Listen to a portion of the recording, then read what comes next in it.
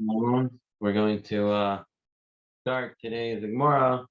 We're holding on Nun Amid Bet, so 50B3 in the art scroll. We're going to slightly go back to what we started last week, just because today's share is going to be focusing on this Braita, and it's important to just start the Braita again from the start. So this way we have a complete picture of what we are learning. So we're on 50B3, we're at Tana Rabbanon. If you're on the Hebrew side, you are at the wide lines, about 3 lines down in the wide lines. Tana Rabbanon, it was taught in the Braita, pasuk from last week's Parsha, Parshas Emor. It says, and we can read the whole pasuk just to get an idea of the whole pasuk, in the Torah or Hashalom, in the left margin on the Hebrew side, Aleph, Uvat Ish Kohen, the daughter of a Kohen, ki techel liznot, and she profanes ki techel when she makes chilul, she makes a desecration, liznot, to become a zona. Et avia hi mechalelet, she profanes her father, desecrates her father, but eish tisoref, burn her in fire. So this Braita is going to come to, and it's going to come to explain this pasuk. And then the Gemara afterwards will analyze each part of this Braita. So let's take a look. And the daughter of a Kohen, that kitechel doesn't mean when she begins, not chilo, but rather as chilul, as desecration, as profaning. I might have thought, what type of chilul, what type of desecration, even if she's mechalel Shabbat, she should get streifah. Talmud Leimer, the pasuk says, liznot, in order to profane via becoming a zona. Okay, that is what gets you streifah when she commits adultery. The pasuk is talking about chilul of znut, of adultery. I might think even a penuya, even if she is unmarried, that if she was with another man, even though she's unmarried, I would think maybe she also does chilul, and maybe she also should get burnt. So now, it says over here in the pasuk, et avia hi mechalelet, she embarrasses her father, uses the word avia. And it says by the Na'ara HaMe'orasa, about the betrothed girl, right? 12-year-old to 12 and a half, and she's engaged. She did erusin. If she commits adultery while in her father's house, and during the time that she's in erusin, right? We said she gets a skila. So there it says avia. So we have Gzeir Shava, avia in our pasuk, et avia hi mechalelet, and the pasuk over there, El Petach Beit Avia, Uskul and Sheira Ba'avonim, it says Avia over there. So Avia. Mala Holon Zenut Zikat Habal. We know for sure by the Na'ara HaMe'orasa, by the betrothed Na'ara, that she is attached to a husband. She's betrothed, she's engaged, she's be'erusin, right? So Avkan Zenut Im Zikat Habal. So through here we learn. So through here we learn that the only time she gets sreifa if she's attached to a husband. The Braita continues and says, but 1 second, maybe no. Maybe the pasuk wants to teach me you have to read it a little different. So let's go back to that pasuk on the top left margin over there. Varish Kohen kitechel is not et avia. Stop over there and say she made znut with her father. That's when she gets streifa. Not that's the way you should read the pasuk. She gets streifa if she had znut, if she committed adultery with her father. Kishehu oimer he mechalelet. Have you called adam amor? So Rashi explains. It says he mechalelet, meaning she profanes her father. If her father was with her and committed an illicit relation with her, then he embarrasses her. Hu mechalelet or hey mechalelet. Here it says he mechalelet, she embarrassed her father. That means that she's doing it with other people and not with her father. Hamani mekayim avia. So what does it mean in the pasuk avia? So nemer kan avia, nemer lahalan avia. Ma lahalan zinut imzikatabal. Just like by the Na'ara HaMe'orasa. It's when she was attached to her husband that she committed this znut. that now she gets the punishment. So to here, in order for the Bat Kohen to get Sreva, she has to be attached to the husband. So we have Gzer Shava between the Na'ara HaMe'orasa and the Bat Kohen. So now the bride to ask, if you have this Gzer Shava, maybe the Gzer Shava shows us the same way a Na'ara HaMe'orasa gets skila. A, she has to be betrothed, she has to be Erison, and B, she has to be a Na'ara, means between 12 and 12 and a half. What about Kohen? Does she get straight for him? She's between 12 and a half and she commits adultery as an Erison, or is it in any stage and she's about Kohen? So Arusa, by the Na'ara Me'orasa, she's an Na'ara. 12 and a half and she's in the stage of Erison. Afkan Na'ara Arusa. So does it have to be the same over here? Does she have to be a Na'ara and Arusa between 12 and a half and she has to be in the Arusa stage? Na'ara v'hinasua. Let's say she is a 12 and 12 and a half and she's married, or Garrett via Arusa, or she's after 12 and a half and she is betrothed, or Garrett v'hinasua, or she's after 12 and a half and she is engaged, or even if she's a much older woman, how do we know that she's about going, that she still gets straight up? So the right to answers, again, all this will be analyzed soon. So Talmud Leimer, Uvat Kohen Mikol Mokom. It says the word Uvat, and Rashi says the Vav, Uvat, comes to include all the daughters of the Kohen, including those who are 12, 12 and a half, more, older, doesn't make a difference. But Bat Kohen commits adultery, she gets streifa. So yes, there's Gzer Shava, but Gzer Shava doesn't go all the way, doesn't link it all the way, rather links it that they have to both have husbands to get this punishment. Bat Kohen. It says Bat Kohen. So the Braita says, we're going to have to see in the Gemara soon how the Braita gets this idea. Ainly Elish Nisas LeKohen. I only know if she's married to another Kohen, that if she commits adultery, now she gets Sereifah. Nisat Levi, but if she's married to a Levi, or Yisrael, or to Yisrael, or to a guy, what? How could she be married to a guy? It doesn't even make any sense. There's no.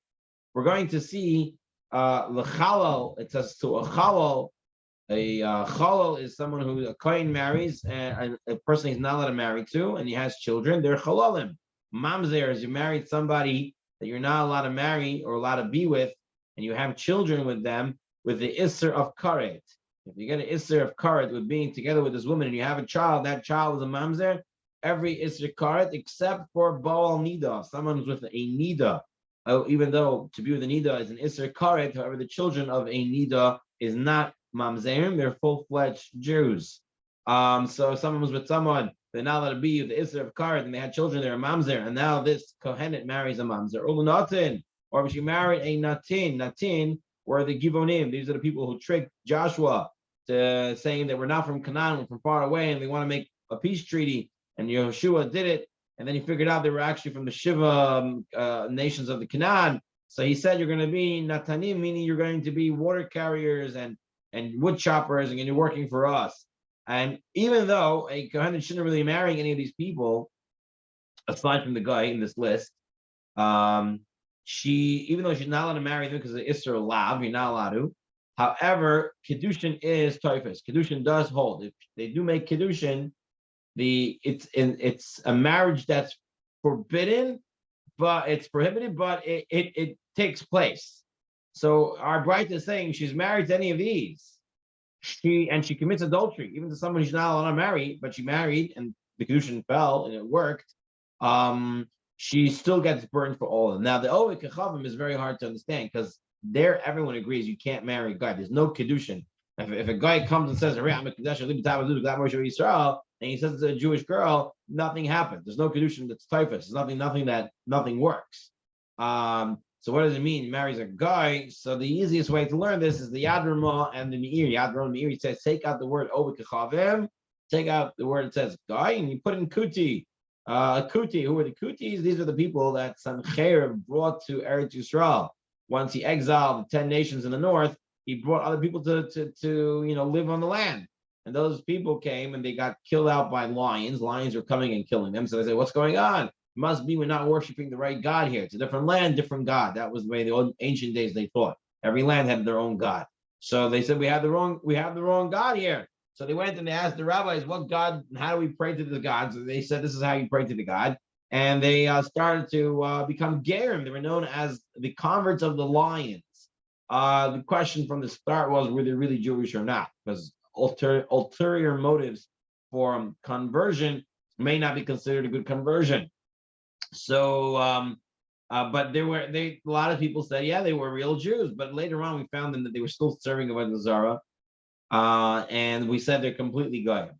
But in the stage of this Braita is being mentioned, so when it says take it out, put kuti, and that was at the time where some held that a kuti was a Jew. So then, even though a kohenet should still not marry a kuti, but if she did, the kedushin is typus. It does work. And in any of these cases, vat ish kohen, even if she's not a kohenet anymore, but as long as she's still the daughter of a kohen, she gets streifa if she commits adultery, even with these people that she's not allowed to technically be married to.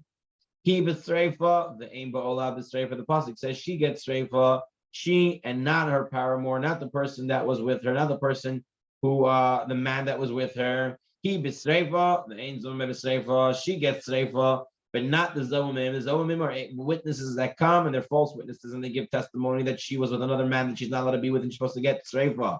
Right, that the kohenet, married kohenet, she was with another man, and she needs to get sreifa. And then they come and they find out. Two other witnesses come and say these two witnesses couldn't have seen anything because they weren't there with her that day. They were with us somewhere else. So they become zaymim. Usually, when it becomes zaymim, you have to do kasher zomim. You have to do what they wanted to do to someone else. You have to do to them.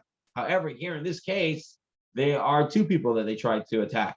They tried to attack the bat kohen. She was supposed to get sreifa. At the same time, the man that she was at, he doesn't get sreifa. He would get chenek, the regular strangulation.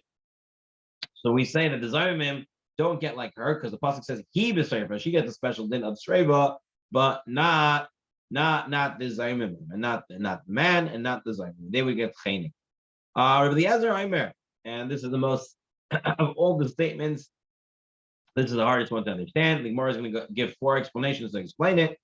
But Rabbi Eliezer Omer, et avia b'streifa. If she et avia with the father, it's burning.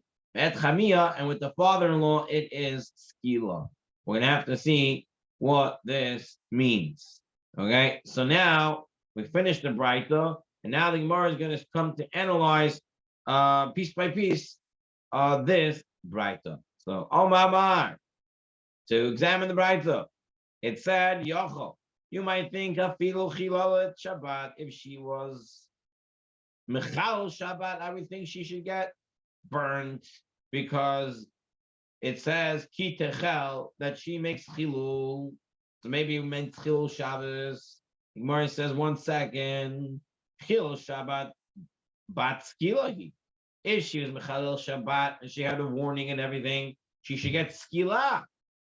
We don't ever bring it down. We don't bring down the punishment. Remember, according to the Chachamim, sekila, serifa, hedik, mehedik. So sekila is the biggest one. This person's mechal Shabbat is supposed to get skila, and now you're telling me she's about kohen, she gets sreifa instead. Why would I ever think that? You never go down. You only go up, if anything. Hamani Rabbi Shimon he. This Braita is Rabbi Shimon. Amar sreifa chamura. This part of the Braita is Rabbi Shimon, because Rabbi Shimon said sreifa. Right, he had a different order. He said streifa, then skila, and then chinik, and then herring. So streifa is chamura. So therefore, I would say salket achamina hoyel v'achim rehu rachman v'chahane. The Torah is more machmer with kohanim. The Rabbi behu mitzvot yiteros because they give them more mitzvot. Right, the kohanim always get more mitzvot. They treat it with more strictness. So maybe when she's mechalel Shabbat, according to Shimon, we should bump it up from skila to sreifa. Tidon b'sreifa, kamashallah. The Torah tells us no. Ki techel was note when she makes chilul by making znut, by doing adultery, not by making mechalel Shabbat. Okay, so this is an idea. This is an idea that kohanim are greater; they have more mitzvahs. Right. This is also the idea. This is in a person. You have also in place. right? You have Eretz Yisrael being more kadosh than the rest of the world. Therefore, doing a sin in Eretz Yisrael is like protesting against the king in his own palace, which is more embarrassing and more disgusting. And then you have the day, right? Like they say, getting angry any day is bad, but getting angry on Shabbos is even worse. Right? Don't burn a fire in any of your places. The Musar rabbis teach us that it means don't get angry. So if you have something that's more special and you mess it up, it is room for more punishment. So that's the idea. So now the Gemara says, why are you telling me that if a bat kohen, what was the whole thought? If a bat kohen doesn't keep Shabbat, she's mechalel Shabbat, you burn her. How come there's no thought to burn the male kohen if he doesn't keep Shabbat? So sakit out of Shabbat. I would say, you know why the male kohen? I would never think to burn him. You know why? Because in the Beit Hamikdash, the Kohanim could be Mechal Shabbat because they have to do certain things in the Beit Hamikdash, certain avoda, certain services they have to do this Mechal Shabbat. So therefore, Shabbat's more lax in their eyes. Therefore, they don't get that stronger punishment and strength according to Rabbi Shimon. But by the woman, she cannot do avoda in the Beit Hamikdash. Therefore, Shabbat was never lighter in her eyes. It's never considered lighter, never treated lighter for the female Kohen. So that's why I would think to punish her with Streva and not the male, because the male Shabbos is lighter for the Kohen. Kamashalon, the Torah tells us, no, we don't burn the Bat Kohen for Mechal Shabbat. It's Kitechel Liznot, as if she commits adultery. So that was that part of the Braita. The next part of the Braita said, Yachal Pil Penuya. I might think, even if she was a Penuya, that even if she was single and she was with another man, she was not with another, she was with a man, Holland's note. So it's Gemara. That's where I said, oh, you would have thought that she was she was with someone when she's unmarried. Maybe then she gets burnt also. So Gemara says, no, it says Hila's note. It means that she should do adultery. Adultery means that she's married to another man and then she's with another man. So the Gemara says, okay, we were thinking the Havamina, the initial thought, Rabbi Elazar Dumber, was like Rabbi Elazar. Rabbi Elazar held, Panuya Baal Penuya, Shalol L'Shem Ishut, Asta'a Zona. He held that in order the way to make a zona, even if an unmarried woman is with another man, but not for the sake of marriage, any premarital relation classifies this woman as a zona. In halacha, the term zona refers to a woman who is engaged in intercourse with a man to whom she is forbidden, for example, a close relative or a guy. And it doesn't make a difference if it was willingly or even if she was forced, if she was raped, either or, she's now considered a zona. And halacha, this make a difference because a Kohen is not allowed to marry a zona, right? So sometimes what happens is, this is true cases, I don't want to get sidetracked with this, but true case I heard from Rosh Hashiva, that there was this, a boy and girl in university, both of them Jewish, and they were, in the university, and they weren't from, and they were doing things with other people, and she did things with a guy, and then she met this Jew, his last name Kohen, he's actually a Kohen, and they both became Baalei Tshuva, and they wanted to get married. But she was with multiple guys. It doesn't make a difference. Multiple. She was with one guy. She is now considered a zona, and a Kohen is not allowed to marry a zona. And they have to explain that halachically she is not allowed to be married to this Kohen. So this is a halachic thing that people have to know. Now we don't hold like Rabbi Elazar that says if a single girl went with a single man who was not married and he's not an usher as a relative, he's not usher as a guy, we don't consider that a zona. But according to Rabbi Elazar, that would be considered a zona. That was the havamina of the Braita. Now, then the Braita said, "Oh, Eino Oimer Avia El Hoitzeit Kola Ada." But perhaps it says Avia to tell us no, only if she's with her father, then she gets streifa. If she's with any other man, she doesn't get sreifa, but she gets the regular punishment. So Elamai Nihu. The Gemara says one thing. What is it telling us? Shazinta me'avia. If she's with her father, Ma'ariya bat Kohen. What's the big deal that if she's with her father, she gets sreifa? Afilu bat Yisrael nami. Even if a bat Yisrael was with her father, she also gets sreifa. So this is a halacha that if a father and a daughter have relations, they are both hayav sreifa. They both get sreifa. They're both killed with sreifa. The Amarav Amarli Rav Yitzchak bar Abdimi. How do we know this? Atya henna henna atya zima zima. We learned it from the double gzer shava. Hena hena zima zima. Okay, so I'm going to explain this double gzer shava because the Gemara just says henna henna zima zima. Doesn't explain how it works. I'm going to explain it. It is found in note 18 or note 18. But I'm not going to do it from the art school. I'm going to explain it from the Mesivta Gemara. Killing a fly. All right. It says as follows here in the Mesivta Gemara. Heina, heina. How do we know? What is heina, heina? Never b'tayr gabay. Mizdana im bitoy bat bito. There's a pasuk in Vayikra that talks about a man who has znut with his granddaughter. Ervat bat bincha. So Vayikra Yutchet Yud. This is Perik Yutchet and Vayikra pasuk Yud. Ervat bat bincha uvat bitecha lo tigale. Okay, the granddaughter of your son, the granddaughter of your daughter, don't open her nakedness.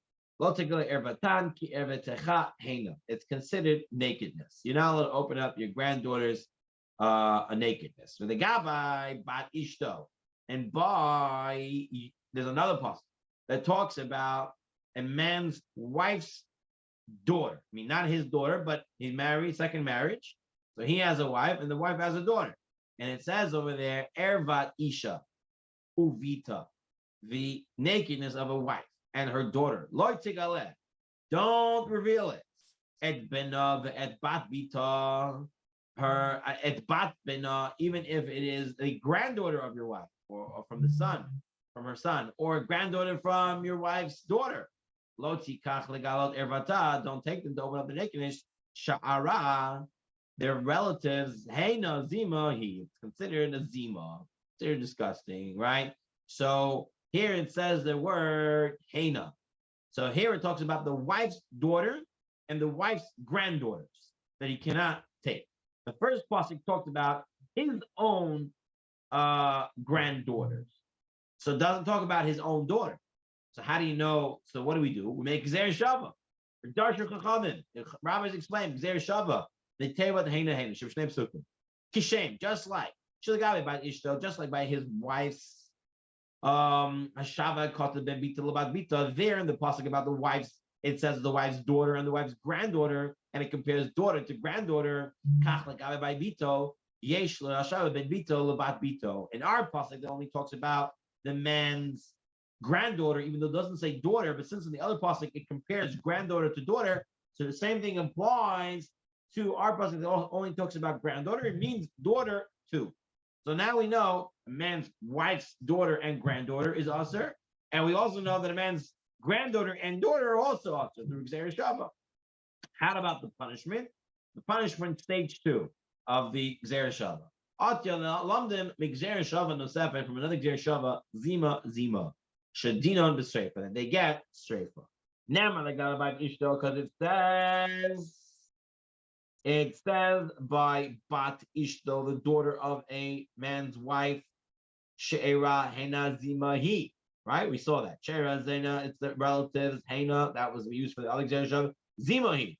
Now, you have another place for the Gabi Nois Isha Imo, and there's a pasuk in Vayikra, Perik Chaf Yudal, that says if a man marries a woman and then he takes her mother as well, the Isha Isha ve'ed Ima, man who takes a woman and he takes her mother, Zimahi, it's Zima, ve'esh yisrafu oto ve'et hein. You burn them all. You burn the mother, the wife, and the man. Everyone gets burned if they did it, and they got the warning and everything like that, right? So what do we see? There's the word Zima there that says it gets burned, and there's the word Zima where it talks about if a man was with his wife and his wife's daughter or his wife's granddaughter, The word zima is there. And that pasuk is linked to the other pasuk about a man's daughter and granddaughter to the Gzer Shava of Hena Hena. So you have zima zima, Hena Hena, that teaches us that if a man is with his daughter, even his granddaughter, he gets streifa. Same thing if a man's with his wife, daughter, or wife's granddaughter gets streifa. And same thing if a man's with his wife and their mother, they all get sreifa. They all got the warning and they all got the understanding, all the stuff that we talked about in the past. But that is the punishment. That's how we know they get streifa. So why would the Gemara say, it means Avia, that if she's with her father, she gets streifa, but if she's with everyone else, she doesn't get streifa. Opposite. We know everyone will get streifa if they're with their father. Any girl that's with her father gets streifa. So the Gemara says it's tzarich. We need it. It's tzarich. We need it. We need the pasuk. Why? I would have thought that this pasuk krala fukimidirava. I would have thought. 1 second. This whole Gzer Shava of Rava, Heina Zima Zima, doesn't say clear in the Torah that a man is with his daughter gets straight from. So I would think this pasuk that does say it clearly is coming to tell us don't learn the Gzer Shava like Rava, and rather say only a bat Kohen is with their father, then they get streifa, and no one else gets streifa, because here it's explained clearly. And so therefore, Kamash Milan, therefore the Torah tells us, no, that's not what it means that she's with her father. Rather, it means she is mechalel with her father, not that she is with her father, rather she profanes her father. And therefore, we do learn the Gzer Shava of Rava, and that is the halacha. The only part of this Gemara that is a little bit questioning, the Ran says, why would we ever think to exclude the Gzer Shava? Usually, Gzer Shava are not nilly-willy. No one just makes a Gzer Shava. You have a Masori, you have a tradition of the Gzer Shava. So how can we say, we have a Gzer Shava Rava, but this pasuk tells us don't learn the Gzer Shava? So the Ran says that's not the proper way to learn, and this is a very big foundational lesson when it comes to Gzer Shavas, is that the Ran says you can have a Gzer Shava,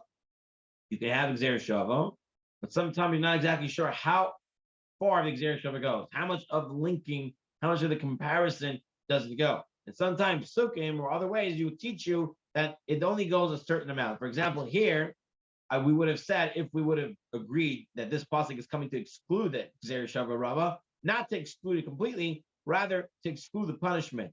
But the warning would still be there and make it an isser for a man to be with his daughter, but the punishment, you wouldn't be able to learn from it, because the pasuk was coming to exclude that punishment.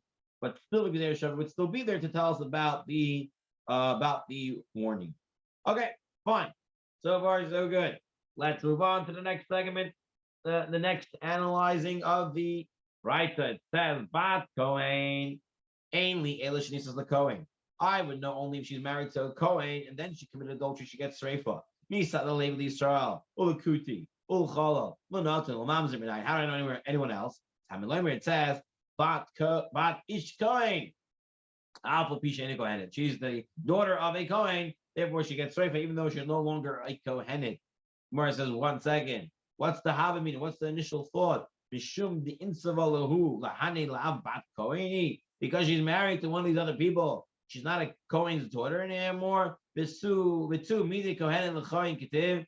And it's written that only if she's married to a Kohen, then she gets Sreifa. Where is this idea coming from that she's married to anyone else? Maybe she wouldn't get Sreifa, and you have to teach me it says about Ish Kohen. Why would I have thought that? I would have thought Kitechel is note. It says in Pasuk that she commits adultery. Now the word Techel means that she's desecrating. Sam Rachmana, when is she desecrating? Hani mili hechig dekami Techala. Hashta. It's now that she is desecrating, now that she is profaning for the first time. Avalha, keeping the comment Techala Kami Kara. But when she marries a Levi, Yisrael, or she marries any of these people that she's not allowed to marry, she already desecrated herself. What does this mean? So we're going to see the way the Gemara can explain it, meaning that up until now, she was able to eat truma as a kohenet, and now if she marries other people, she cannot eat truma anymore. Therefore, she's already considered desecrated. So maybe when it says kitachel, then now she's beginning to desecrate. She already got desecrated. She already got profaned by marrying these people. So maybe she doesn't get sreifa. It's only if she's desecrating herself now. That's the havamim. That's the initial thought. So let's take a look. Uvat Kohen Kityan. If a God Kohen marries a stranger, she's not allowed to eat any more truma. Halacha is keeping shinaval apostla. If she marries someone that is disqualified from her, she marries a kuti, she marries a mamzer, she marries whoever she's not allowed to marry, and she marries them, she is forever forbidden to eat truma. Forever.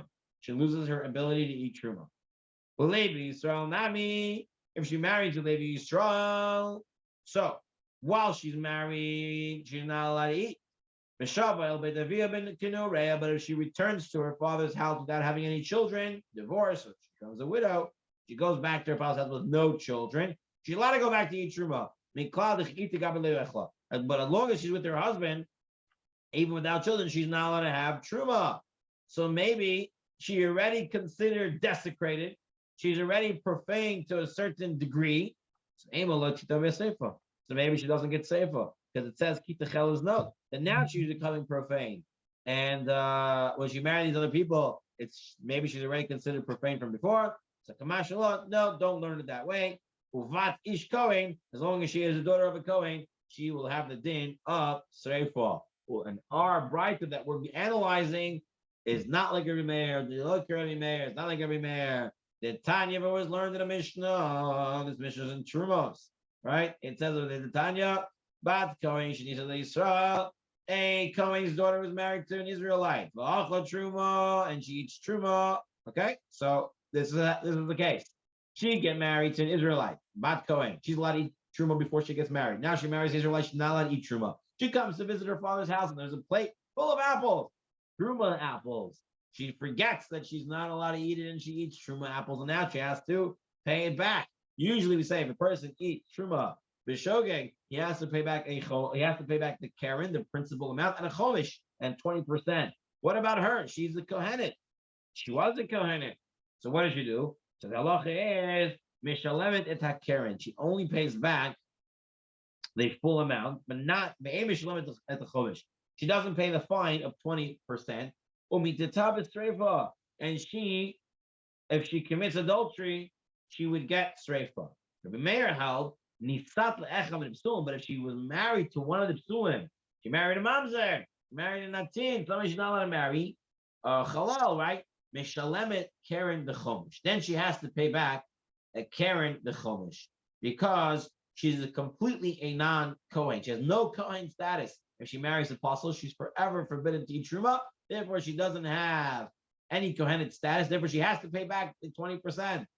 And therefore, she would get killed only with strangulation because she's not considered any Kohenet status in her. That was Rabbi Meir. Like our brighta, Mishalemet, Karen, doesn't matter who she's married to, whether she's married to a Levi, Israelite, or married to people that she's not allowed to be married to. She only pays back to Karen. Because she has a certain degree of Kohenet still in her. But therefore, if she commits adultery, then she will get sreifa. Okay, so far so good. Now we're up to that last statement of Rabbi Eliezer. Rabbi Eliezer, Omer, et avia b'streifa ve'et chamia b'skila. Okay, with her father she gets burned, and with her father-in-law she gets. So what does this mean? My et avia ve'et chamia. What does it mean with her father-in-law? It doesn't mean with her father-in-law that she was with her father, she had relations with her father, or she had relations with her father-in-law. My iri bat kohen. What's the big deal about a bat kohen? I feel about Yisrael, namely, Nami, even a regular Israelite. Bito b'streifa. The halacha is like we already saw. If a man is with his daughter, they both get streifa. Chaloto b'skila. And the halacha is that if a man is with her daughter-in-law, they get punished with skila, which is a worse punishment. Right? A man is with his daughter-in-law, he gets executed by stoning. So what's the chiddush? What are you telling me by a bat kohen? Not and every Jewish girl, if she's with her father and father, loses the punishment she gets. So why is Rabbi Eliezer saying this by a bat kohen? Ela etavia b'shut avia. Rather, it means etavia means in her father's house, meaning that she's only at the stage of erusin. Vet chamia b'shut chamia. And we mean father-in-law, I mean in her father-in-law's house, meaning usually the girl would go to the boy's hometown and they would build a house next to the father-in-law. It means in the father-in-law's reshut, in his when she's fully married in the suah. The Gemara says, "Come on, who holds this way? Who holds this way that if she is engaged, then she gets sreifa, and if she's fully married, she gets skila? Come on." Who is this? Ikar Banan. If it's like the rabbis, we already saw the Rabbi Shita, Ha'amrei Nisua Yatzal Sreifa. They held that if she is completely married, then she gets Sreifa. Beloy Arusa. And Arusa doesn't get. The Arusa gets Skila, right? Like like a Naraham or a Sash, she would get Skila. So not the way that you're bringing her if she's in her father's house, she gets Sreifa. It's the opposite. The Rabbi Shita is the opposite. So maybe what I say is Rabbi Shimon. Rabbi Shimon, no, it can't be because he held that both about Kohen, no matter what stage, she always gets straight from. Now we're going to see a third shita that we did not see yet. Next week we're going to go into the shita, into this opinion of Rabbi Shmuel. But Rabbi Shmuel's shita is Rabbi Shmuel's shita is Ha'amar Arusa Yotza L'Streifa. If the Bat Kohen is an Arusa, then she gets Streifa. So that's something like Rabbi Shimon. The loy nesua, and not a fully married daughter, a fully married kohenet. Et chamia cheneku, and if she commits adultery, she gets regular chenek when she's married, like the regular Israelite, and not skua, not treifa. So it can't be any of them. This Rabbi Eliezer is talking about Bat Kohen. We're not sure what he is talking about. So it comes the first explanation, which the Gemara right away is going to knock off because it's quite convoluted and adding in words that don't exist. So, but let's take a look. This is the arrangement of the Mishnah. When the Mishnah said with the father, she gets burning, it means as follows. The halacha really goes like the rabbis. And it means as follows. When it says with the father, she gets burning, it means anyone, if she committed adultery, she gets a punishment less than streifa. If she was an Israelite, what's the example? Nisua ba'israel, if she was a regular Israelite and she got married and she committed adultery, the nisua ba'israel b'chenik. So a regular Israelite girl, she would get chenik, strangulation. So now here, she would get the punishment as if she was with her father. So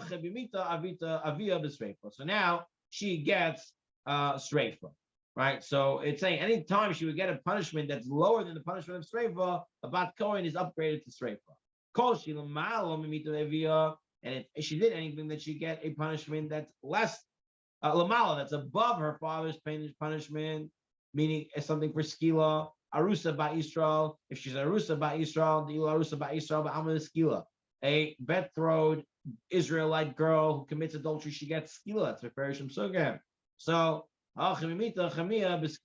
she's fully married and she commits adultery, she will get skila. So where in the Bright does it say if her punishment would be higher than streifa, she gets this? If her punishment is lower than streifa, then she gets this. Where doesn't say the word lamala, doesn't say the word lamata. You can't add in words. Hey, I'll tell you where it's from. Really, Ezra said it. Like Rabbi Shmuel. This is what he says. At avia, when it means with the father, it means bershut avia. When it's in her father's territory, b'streifa. That's Rabbi Shmuel held, like Rabbi Shimon. That if she's on a rusa, she gets streifa. That chamia means mechamia. That means she was with her father-in-law. With her father-in-law, she gets biskila. Everyone else gets chenik. Rabbi says, whoa. Maishna or idi malish or idi reshut. Don't break up the brayta to say, oh, if she's in her father's reshut, if she's still at home, then she gets streifa. But if she's with her father-in-law, then she gets skila. Either case has to be either they're with them or they're in their property. Not that one is with their property and one is actually with them. You can't learn this that way. Because everybody has an asua karusa, and he holds that asua is like an arusa, fully married is like the throne. Ma arusa chadarga meskinula. The skill is straight up. And Rabbi Shimon who holds that we go up 1 degree from skila, let's say, because Shimon holds streifa as the highest, right? So he said we go 1 degree if she's betrothed, because betrothed girl who commits adultery, Israelite gets skila, you bump it up to streifa. At nisua, so she's fully married, usually you get chenik, so you bring it up 1, you bring it up to skila. So chadarga meskila leva chenik l'skila. You bring it from chenik to skila. Maskila b'chanir says what? Shimon held clearly they both get burned. For Arusa or Nesua, you don't bring it up 1 level, you always get burned if she committed adultery as a Bat Kohen. So, really, the simplest answer, it's really like the Rabbanon. The Ipuch, et Avia Beskila, et Chamia B'Sreifa, and flip it around. And flip around which punishment goes where, right? With her father by stoning, and with her father-in-law by burning. That means it's merely the lashon of with her father, because this is the way the other rabbis were teaching it. The pasuk goes like that, but it means if they were in the reshut of the father. So she's in the reshut of the father, she gets stoning because that's what the rabbis hold. That's like the Israelite, and Skila is the highest, so you don't bring it down to Sreifa. And if she's fully married, so she means her and her father-in-law's reshut, then she gets streifa. So you just flip around the words and everything fits. Amar Rav Nachman, Amar Rav Avu, Amar Rav. Halacha kedushalach Rav Mishmeid Rav Yosi Rav Chanina. The halacha is like Ravin, who said the name of Yosi, the son of Chanina. Amar Rav Yosi said, what? Hilchata? What halacha? What are you talking about halacha? Halacha l'Mashiach? You're bringing halacha for Mashiach time? We don't punish people now. I don't even know the halacha. Amalei Abaye wasn't too happy with this. He said, right now, we should not study the halachas of shchita, the halachas of the Beit HaMikdash, about the karbanos, because right now you don't have Mashiach. Rather learn, and you'll receive reward, even though you can't fulfill it because you don't have the Beit HaMikdash. Achinami, so do here, even though you can't fulfill this and punish anybody with anything like this, you're learning and you kabel schar. So that's what I meant. Why do I need a halachic ruling in this case? Was the point of halacha really mentioned in discussion? No, the halacha was not in question, but merely the correct interpretation. Therefore, Rav Nachman shouldn't have said anything about a halacha, because there's no need for an halacha over here at this time. Okay, I know it was quite intense, but if you have any questions, I'll take it at this time. The kitzer, the main thing to come out at the end is that a bat kohen, no matter who she marries, if she commits adultery and she's fully married, she gets streifa. Okay, and any kiddushin is tofes. Any kiddushin that takes place, even though it's illegal, shouldn't be able to get married to these people. It's forbidden. But since it still falls, it's because it's Isser only as a lav, she still gets streifa for that. If she's only betrothed, she's only be'erisin, she would get skila like an Israelite, like we learned, like the chachamim. And we learned the halacha that if Chas v'shalom, a man is with his daughter, is chayv mita b'streifa, and if a man is with his daughter-in-law, is chayv mita is skila. All right. Any questions? Applies for both of them, right? Yes, father and daughter. Yes, both of them. The father-in-law with his daughter-in-law, they both get skila. The father with his daughter, both of them get streifa. That is correct. It's only by a bat kohen she would get streifa for committing adultery, but the man she was with gets chenik, would get strangulation. Right, that distinction is only by the bat kohen. Right. Very good. Okay, Rabotai, Shavua Tov L'Kulam. Thank you for joining. Till next week, Bez Hashem.